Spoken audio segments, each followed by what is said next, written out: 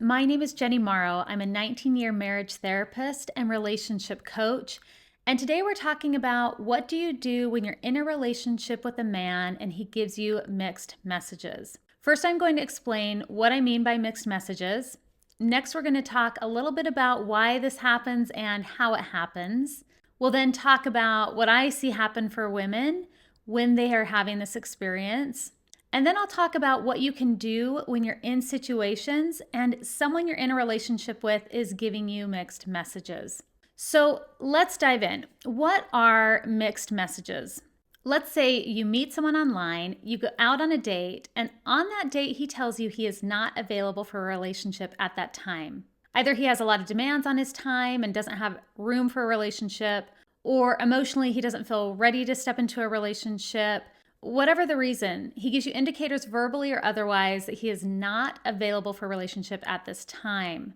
But he acts like a great date, and then the next day he sends you a text, and then he says he wants to get together again, and he begins to act like he is interested in a relationship.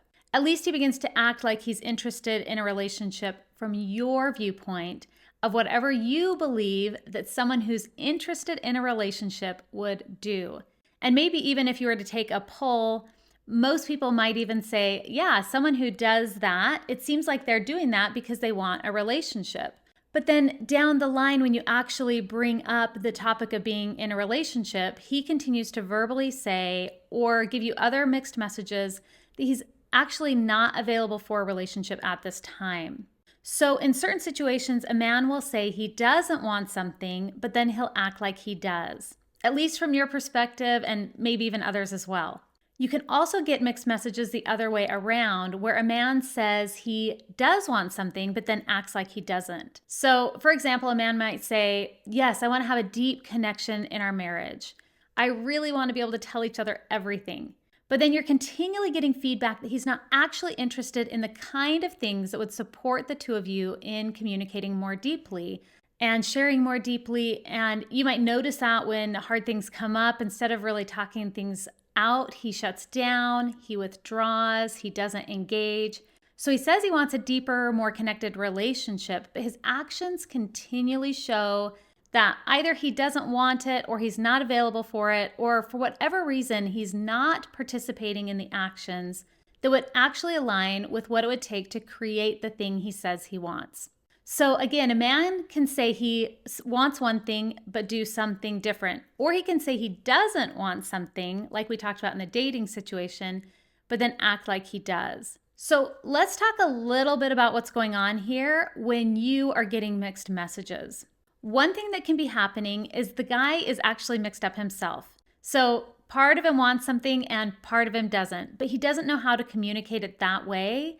So instead of saying, part of me is available for a relationship and part of me is not, he just says, I'm not available, but then he acts like he is. So it could be that he himself is mixed up with what he wants, or it could be that you as the partner in the situation are overlaying your own interpretation of things and making assumptions about what someone wants. So someone might say, I'm not available for a relationship, but they continue to act in ways that appear obvious to you that he does want a relationship. So it can feel very confusing because you're overlaying what you imagine you would do if you were interested in having a relationship onto him.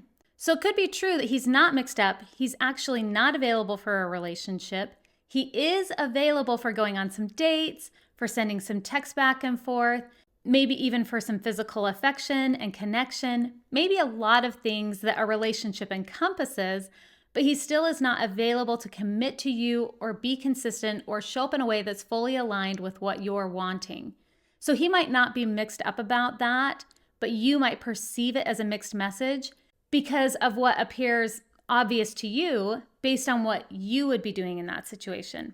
And again, it could even be that it would be obvious to a lot of people in your world or your circle. So you might talk to friends or family members, and people might be like, yeah, that's so weird. He says he's not available for a relationship, but he's doing all of these things that someone would do when they are available for a relationship.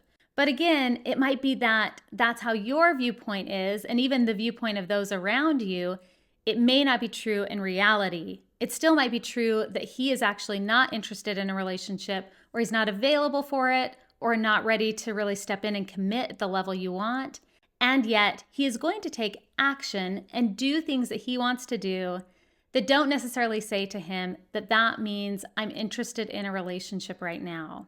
Let's go back to the other example of being in a marriage with someone who says that they want to be able to talk about things more deeply and have a deep connection, and yet they continue to resist and withdraw and shut down when you actually try to have those deeper conversations. Now, in this situation, it might be true that he does want a deeper connection and wants to be able to talk about things from his perspective and based on his view of what that would look like, which may not necessarily align with what that would actually look like for you. So for him, having hard conversations might be telling you he had a hard time at work, where for you, having hard conversations might mean that he actually tells you when he's triggered by something that you've said or done. So this is one area where mixed messages can be a bit confusing, because one person can think that something means one thing and someone else can think it means something else. And another option is that he just doesn't care that much about whether he's being aligned with his words and actions to himself, and he doesn't really care if he's being aligned with his words and actions to you in a way that you can understand and interpret what he's doing. So some people are oriented in a way where they're thinking about what they want and they're responding to what they want, and it can come and go and ebb and flow, and they aren't really considering how is this landing for someone else, and they aren't able to have those conversations about whether or not their actions are aligning with what they say they want, and they're not able to explore it more deeply. So you might share your observation of what's happening and your experience of a mixed message, and he might respond either in a caring way, where he hears you and he's open to understanding what you are perceiving, and he's open to self-reflecting and looking at what's actually happening and trying to clarify for you and being honest with himself. And maybe that creates some change, that creates more clarity. Or he might get defensive, or he might say, I'm not giving mixed messages, and here's all the reasons why.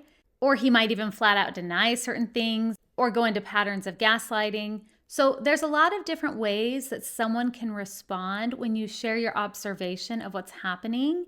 And sometimes people genuinely care enough to try to understand and align themselves more, first and foremost, for themselves, and then to help clarify things for you.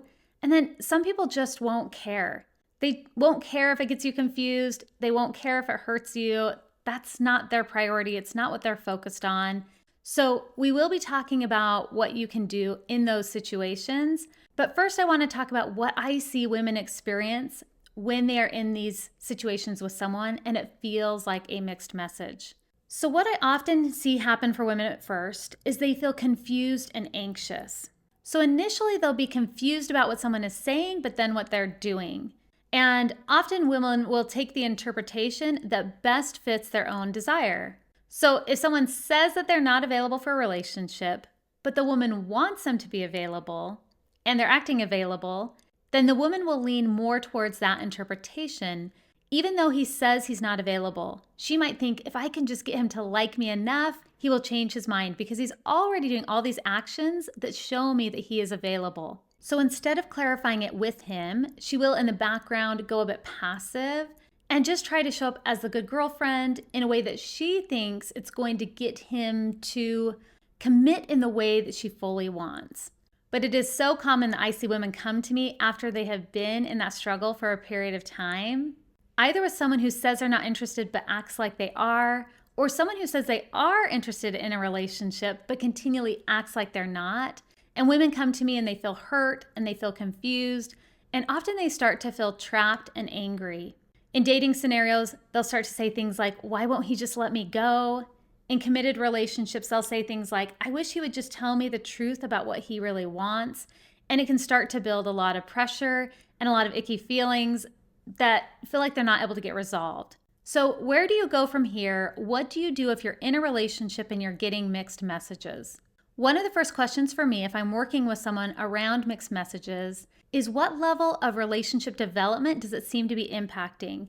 And most often, it seems to be impacting level 2, which is emotional and psychological safety. A lot of times women do not feel emotionally safe in a relationship when they're getting what they perceive to be mixed messages. And because it's most often a level 2 issue, what I suggest is that that woman get clear about what are her safety needs and what are the boundaries that she needs to put in place to get the safety that she desires. So if her safety need is, I need someone whose words and actions align, she needs to start to figure out what boundaries need to be put in place to navigate any discrepancy between what she wants in terms of alignment and what she's actually getting in terms of alignment. And what's really interesting about this process is that it often mirrors the woman's difficulty in getting aligned herself. So, for example, in a dating scenario, a woman might say, I want a man who is available for a relationship. But then she will continue to invest in and give to someone who either says they're not available or who acts like they're not available. So again, a woman can often have mixed messages even in herself, where she says she wants something, but then she continues to tolerate something that's not aligned with that. So even though it's easy to project that out and say, that's the problem out there, that person is giving me mixed messages, what's most helpful and where you get back your personal power is when you start the process of getting clear on what you want, and then you set boundaries that are aligned with what you want. And if you go through the Mastering Boundaries book, which I will link below, which I like to remind people that that's the textbook for this podcast because it goes through all 5 levels of relationship development, I talk specifically about what boundaries you can utilize at level 2, emotional and psychological safety. Sometimes it might be the ending of a relationship or the separation of a relationship.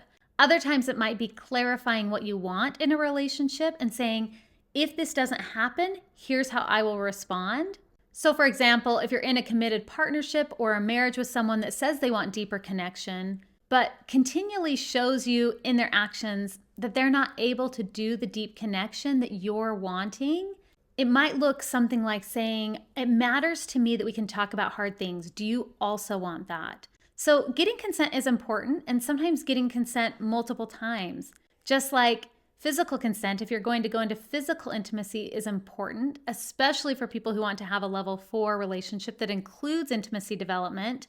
And I'm not just talking about physical intimacy here, I'm talking about all levels of intimacy. Any type of intimacy requires consent. So even if you're in a partnership with someone who has said, yes, I want to be able to talk about hard things, my suggestion is that you ask for consent every time.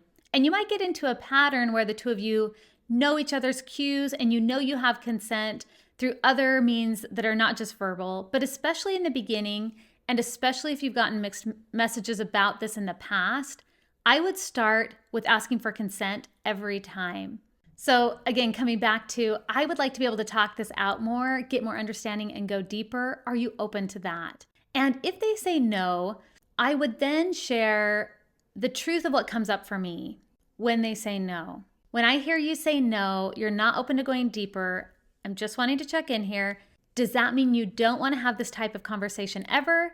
Does that mean you need 20 minutes or an hour or 24 hours to revisit? What does that mean when you say you don't want to? Get clarity, stay with it. And if they say, yeah, I just want us to work on this on our own, then you might say, I don't want that type of relationship. And then you just wait and see what they say. And if they say, well, what does that mean? You might say, I don't know. I'm still processing and figuring it out myself. I'm just trying to understand if we have enough alignment here on wanting to be able to talk things out. And if they say, well, no, I do want to talk it out, I'm just not quite ready, you can say, okay, when would be a good time to follow up? And if they say, well, how about we follow up on this tomorrow? Or how about we follow up on this next week? You have to be really honest with yourself at that point about the time frame. So when Bryce and I are working with couples, we like people to take space and take time outs that they need to process and then come back. But generally, we don't like people going for long periods of time because it can weigh on the nervous system, at least for one person. So you really want to take that into consideration. And if someone is more avoidant, then they will be more likely to feel like a long time can go by before they need to revisit, if at all.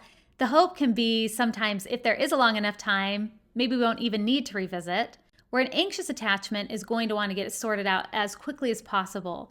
So you do need to find that balance, but I generally tell people you don't want to go more than 24 hours if possible. So when you check in with yourself, you might genuinely feel like tomorrow works, that's sufficient. Or you might feel like, oh man, we live together, we're going to be around each other tonight, we both have a free evening. Tomorrow feels like too much time for me.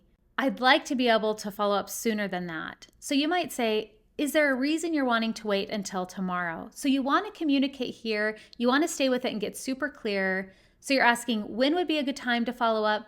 They say, how about tomorrow? You might say, well, we both have a free night tonight. We're both going to be around the house. Waiting until tomorrow feels like a long time for me. Is there a reason you're wanting to wait until then?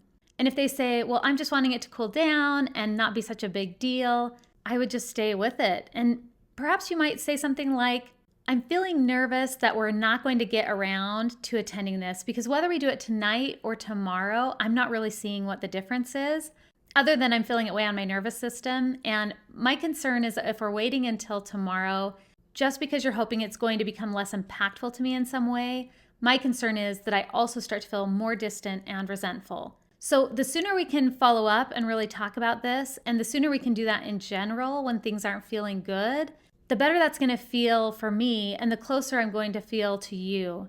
So it doesn't feel good for me to say that that feels okay for me. Now, I know it's important that there's consent on both sides, so I'm not going to force you to have a conversation with me that you're not ready to have yet. I'm just being honest that if that's the case, I'm going to keep my distance a little bit more and I'm going to focus on myself. And when you're ready, I'm going to trust that you will come and approach me to have this conversation again. And if you want to wait 24 hours to follow up, then my request is that when you're ready to follow up tomorrow, that you come and you bring it up to me. And it's hard for me to do this and keep my distance from you when we're in the same house because I can start to feel frustrated and resentful. So if that's what you choose to do, if waiting until tomorrow is the option that works best for you, then I respect that. I am just going to focus on self-care and taking care of myself, and I'm going to trust that you're going to follow up with me tomorrow. And that's just an example because this is high-level work. One of the qualities of intimacy development is alignment. And so relationships that don't go beyond level 3 friendship can actually tolerate mixed messages. But when you're wanting to create a relationship that can go beyond level 3 into level 4, you have to be able to engage in alignment between what you say you want and what you feel you want and the actions you're taking, and vice versa. What you say you don't want, feel you don't want, and act like you don't want. There needs to be an alignment there. And that's true together when you're doing intimacy development work together as a couple. But if you're not in a relationship with someone who understands relationship development and they're not wanting to work on that level yet, and they're content at being capped at level 3 development, they might be confused why you're not okay with mixed messages, and they might call you intense when you're trying to get more clarity and you're trying to get alignment. So in those situations, you might need to focus on intimacy development with yourself in the presence of that relationship. And that can be a really difficult thing when you're wanting level 4 intimacy development with another person, but it's just a reality because you cannot do intimacy development without consent, because consent is also a quality of intimacy development, just like alignment is a quality of intimacy development. So in order to clarify that alignment together as a couple, you both have to consent to wanting that type of relationship in both your words and in your actions. And because a lot of people don't have exposure to relationship education at these higher levels, I always suggest that you go get support. It is very hard to create a level 4 relationship without support and help. So to summarize, if you're struggling with experiencing mixed messages in your relationship, your first goal is to get clear about your own needs and then start to set boundaries for that. If, for any reason, you're on the other side of this scenario and you're the one who's giving mixed messages, my suggestion would be to do something very similar, which is to take time to slow down and get more clear about what you want and get more aligned between what you say you want and the actions that you're taking. So Bryce and I are both still officially podcasting. He now has the Relationships Made Simple for Men podcast, and I run this Relationship Mastery for Women podcast. So feel free to check them both out. I'm also currently running a membership for women who are interested in relationship mastery education and coaching. If you're interested in that, go to www.jennymorrow.com, click on Women's Program, for all the details. I'll also include a link below. And then be sure to get the book Mastering Boundaries, the textbook to this podcast, which I will also link below. And I will talk to you soon.